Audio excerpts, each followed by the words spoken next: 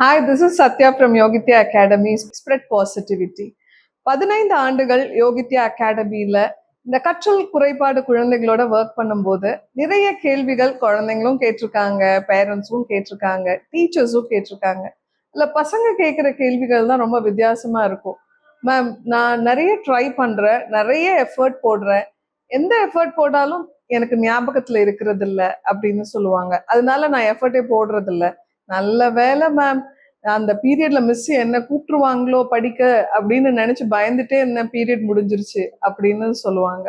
Parents சொல்லுவாங்க, எனக்கு தான் படிப்பு வரல, என் பிள்ளையாவது படிக்க வைக்கலான்னு பார்த்தா இந்த பசங்க இப்படி படிக்காமயே இருக்கிறாங்களேன்னு. டீச்சர்ஸ் என்ன தெரியுமா சொல்லுவாங்க, இவன் கொஞ்சம் எஃபர்ட் போட்டா படிக்கலாம், வீட்டுல பேரண்ட்ஸ் சரியா கவனிக்கிறதே கிடையாது இவங்கள, அதனாலதான் இவங்க இப்படி இருக்கிறாங்க அப்படின்னு மாறி மாறி மாறி மாறி ஒருத்தருக்கு ஒருத்தர் இந்த கேள்விகள் வந்துகிட்டே இருக்கும்.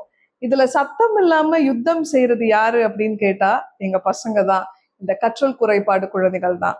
இவங்களுக்காக 15 இயர்ஸ் யோகித்யா அகாடமி அவங்களுடைய உடல் ரீதியாக, உணர்வு ரீதியாக, கற்றல் ரீதியாக என்ன மாதிரியெல்லாம் உதவி செய்யலாம், எப்படியெல்லாம் அவங்களோட ஒர்க் பண்ணலான்னு ஒர்க் பண்ணிட்டே இருக்கோம்.